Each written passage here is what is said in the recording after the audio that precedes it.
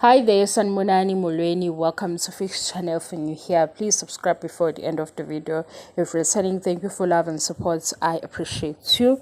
Mzansi or South Africa trending stories, big stories. Kodwa-ke lena ihlukile. Into engididayo or the confusing part ngiyazi ukuthi angedwa. Lana kunodaba lukaGogo Skhotheni, uDominic kanye nabanye sebeyingenile le ndaba. Ikhuluma ngani ngabantu abaxoshwe emsebenzini. Yilena ke cashule abaningi futhi abalwa nayo. Angakayingeni ukuthi uGogo Skhotheni utheni, uDominic utheni kanye nabanye. Nansi into engithola ku comment section. Comment section sithola kukhona abathathele ludaba ngokulama video bakhomenta bakhuluma ngani bacasula indaba yokuthi kukhona abaxoshwa emsebenzini. Ayisibeke ngendlela efanele. Emsebenzini la uqashwe khona, njengoba uqashiwe kufanele uyazi umthetho wakhona o indlela yokusebenza nalokuthi masungaphakathi njengoba usuqashiwe uziphatha kanjani. Before uya kumsebenzi oya kuwona kube nesikhathi la osuke uyilungiselela khona for i-interview. Ma uyilungiselela for i-interview ufike wenze njani, useshe online kule company o-applyela kuyona ukuthi iyi-company enjani, ufunda ngomlando wayo, uzufike nala kwi-code of conduct yalo company, uthole nepolicy yale company. Uya lapha kwi-interview uprepared uneyimpendulo ngoba uzothini, uzoziveza ukuthi uma beqasha ikuphi ozoku-add kule company. Yini ke engididayo? Abantu abaningi abathi bacikwa ukuthi uxoshisana emsebenzini. Kwi-company ongaphansi kwayo kufanele ukuthi wazi ukuthi ikuphi ozokwenza bekhombe indlela. Akwazi ukusukela ongaphandle ngento mhlambe engazukuba solid or into invalid ekuxoshise emsebenzini wakho. Abanye bazothi ayifix uyathanda ukwenza isibonelo ngothisha, usuke ngithatha into eseduzane guys, asingeneki kothisha. Mawufunda uzoba uthisha.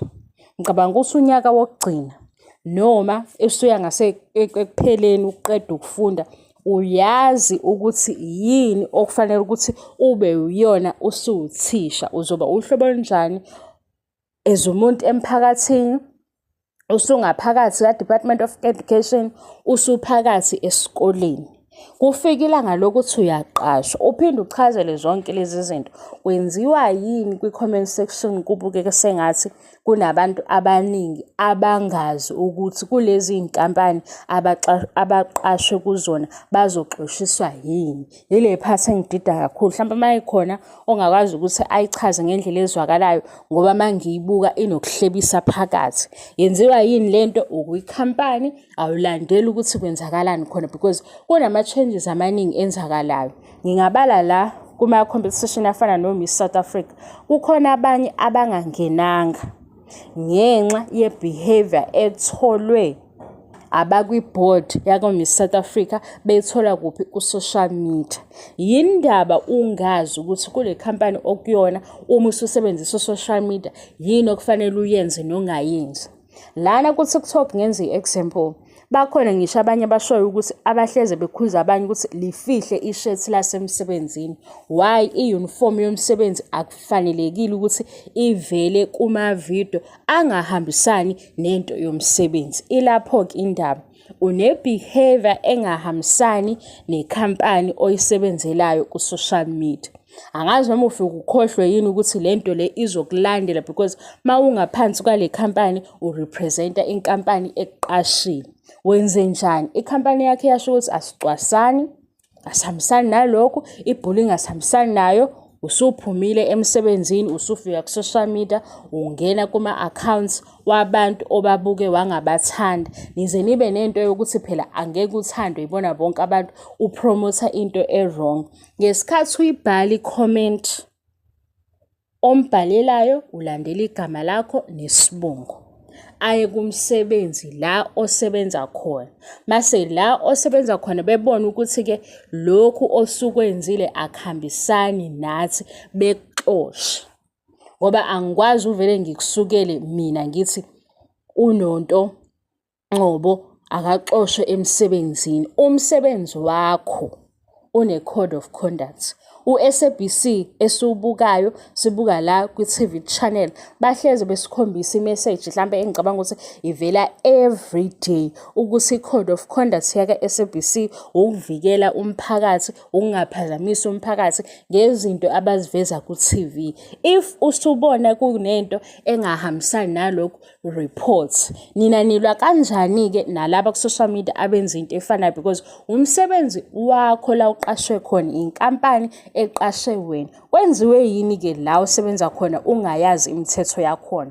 Ngoba ngisho ikhaya nekhaya linemithetho yakhona, noma sengenza nje i-example yezinto ezingafani kodwa zinobuhlobo.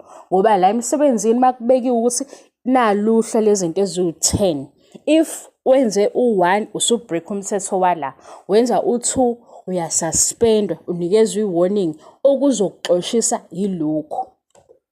Hi guys, kube kwakhuzwa ingane kwenye i-challenge ethi we listen but we don't judge. So I understand ukuthi why kukhuzwa ingane ngoba kunezinto abantwana bazozenza bengazi ukuthi zizoba affecta years later ngoba bebekhuluma ezinye izinto ezibukeka sezinamacala, ezinye izinto esezifaka i-criminal case. Lana kunabanye abathi uxoshisa oku-impossible, uxoshwa ikhampani yakho ngoba usuwenze into against ipolice yekhampani. Ake silungise leyo ndaba ngoba ngathi maningi ama-comment andayo. Kodwa-ke phela nina niyahlebisa. Yayibona lento leyo yokuthi wazana nomzala, wazana nomalume, yiyo le esivele ku-comment section ngoba phela ukuthi ungene ngomzala emsebenzini. Ngeke umsebenzi wa-reporter ku everyday ungazi ukuthi yini ezokuxoshisa khona. Uma siyithola leyo, yiyo ezoshintsha i-behavior yomunye nomunye ku-social media because uyazi ukuthi into osuyenza ayihambisani nomsebenzi wakho. Nangumalume ophiwe imoto because unamavidiyo ku-TikTok odansayo.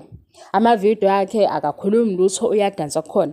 Kwenye ividiyo uno-black coffee bambizile ugqoke ijezi lasemsebenzini. Kunabantu aba-worried bathi-ke yinhle into eyenzeka kumalume kodwa manje la ekhona ufike ne-uniform yomsebenzi. And lokho kuzomenza ukuthi abizwe e-ofisini ngoba le uniform eyaphi eyasemsebenzini. Kangakanani-ke kulo osukela abantu ebathoye ku-social media ngenxa yokuthi nje akabathandi and nithi ayikho into wrong ngalokho.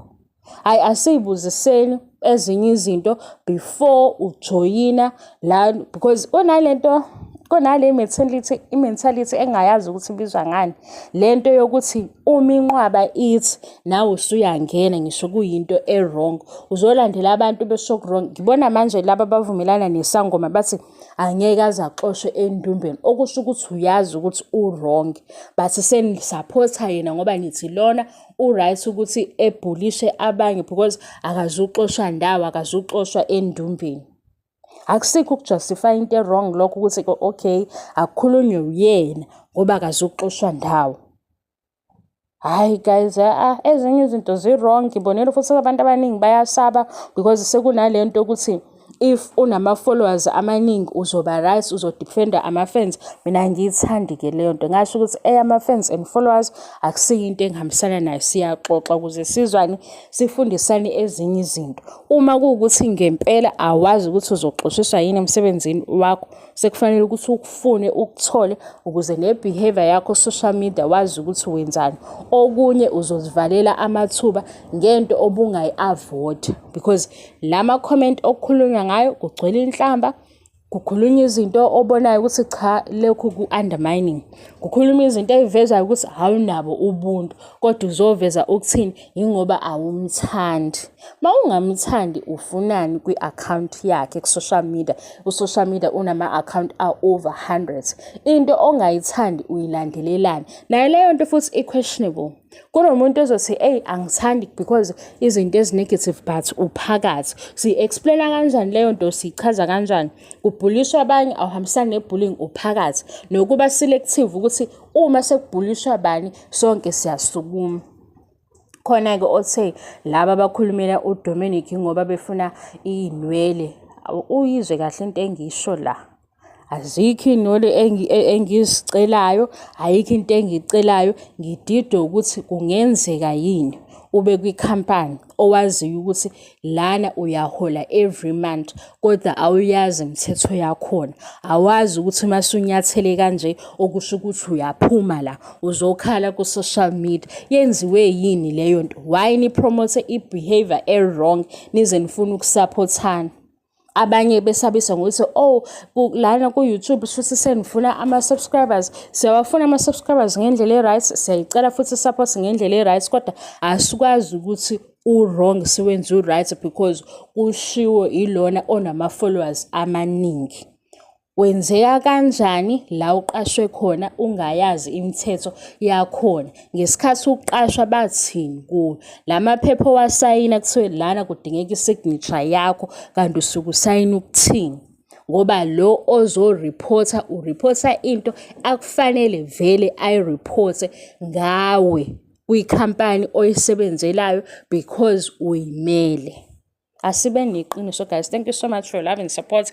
Abanye bazobhoreka bethi hawu kuDisemba niqala indaba enje sifanele siyikhulume. Kuzokhuzwa izingane kuthiwe zona ngoba zisakhula zise high school nabantu abadala ke manje ngoba angeke uriske into ebalekile kuwena ngenxa ya social media. Ku social media bekha bangani. If uzokhuluma futhi ngokuthi ingoba umsebenzi womunye, umsebenzi wakho obaleke kuwena uhloniphe. Umsebenzi wakho obaleke kuwena uhloniphe because ofike eceleni ebona ukuthi lokho akahambisani nakho umsebenzi wakho futhi uvuma ukuthi akakureport uzokureport. Ngathini ke yami into elula izinto engizenza ku social media into engiyaziyo mangathiwa fix igone i-comment yakho ngizoyimela. Kukhona abanye nje abahleze befika la bethi hawu njengoba ukhuluma ngomsele uthi ngathi yonke into engishoyo ngisho la bengikhuluma ngabo ngingakwazi ukubaphendula because ngiyayazi ukuthi ngiyithathelephi, ngiyayazi futhi ukuthi izom-offenda kuphi or iyiphi indlela engazom-offenda ngayo. Lena yenu ye-bullying ayivunywa ezikoleni, ayivunywa emsebenzini, ayivunywa indawo. But wena ngoba ufuna ukuthi nijabuleni bebaningi social media ngento engekho right, uncamela ukuriska umsebenzi wakho ubuye uzothi ku social media into esidinayo uxoshisa abantu. Mawubalekile umsebenzi wakho kuwe uzowuhlonipha. Mawucabanga futhi ukuthi kulo social media le ekakunikeza amanye amathuba indlela oziphatha ngayo kuyona uzozihlonipha futhi ukuze lona ofisa ukuthi asebenze nawe akuconsider. Akekho ozofika ku social media eyibrand akhethe wena necomment enenhlamba kuma video kubantu othi awubathandi. Bengaqondile ukuthi le video kube sengathi siyapreacha kuyona kodwa ayibe nje. Mase siyabuzana ukuthi kanti guys nifakwa omzala yini lapha emsebenzini? Isigaxa phela sendaba. Shuthi nifakwa omzala ngoba phela umsebenzi okuwona every day. Khona abanye emsebenzini abakwazi ukuthi bebizelwe ema-office ngenxa yama-WhatsApp voice recordings because ukhulume into engafanele wareport. Kanjani-ke ku-social media kubantu ongabazi? Umele inkampani ethile uvela ubathuke masuthi ku-right. Sizofundisana izinto e-wrong ngoba sisupporta laba abantu enithi banama-followers amaningi mase nithi kusetshenziswa bona ngoba i-behavior e-wrong i-wrong. Ikhampani oyisebenzelayo uyimele noma nanini kushiwo njalo mawuqashwa. Kuthiwe mawula ngaphakathi nale uniform le uyihloniphe because usu-under le company. Ufike ku-social media wenze into ehlukile. Abanye baye kuma-interviews wangazi ukuthi yini bengasambizi. Bagijimile kwi-board bayokubheka ku-social media. Mabefika ku-social media wenze njani? Wenze izinto ezi-against le company ezokuqasha bathula udu. Ake sihlolisise lezi zinto ne-behavior engekho right siye ku-promote izinto ezi-wrong ngenxa ye-social media. Enye into omunye uzobuza ukuthi hawu yini South Africa hlezi sizosalela emuva ile mentality yokuthi izinto ezinegative lana siyayithanda kakhulu sincamela ukupromotha zona ukunokuthi sipromote izinto ezinhle because manje abanye sebethi ulobu esifunza ukuthi mawukuthi awuhambisani nokuthi phuma lapho Akekho okuphoqile ukuthi sithanda bani ku-social media, basilandela into ezoba productive kuwena. Landela into ozobhenefitha kuyona. Uye kubantu because uquestion indlela abaphila ngayo,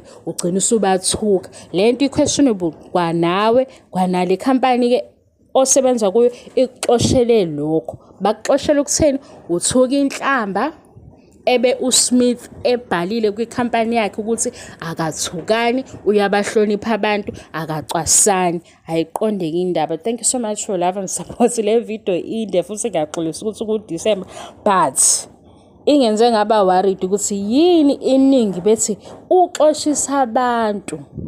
Kanti ungene kanjani kulowo msebenzi lowo? Sesihleba ungene kanjani?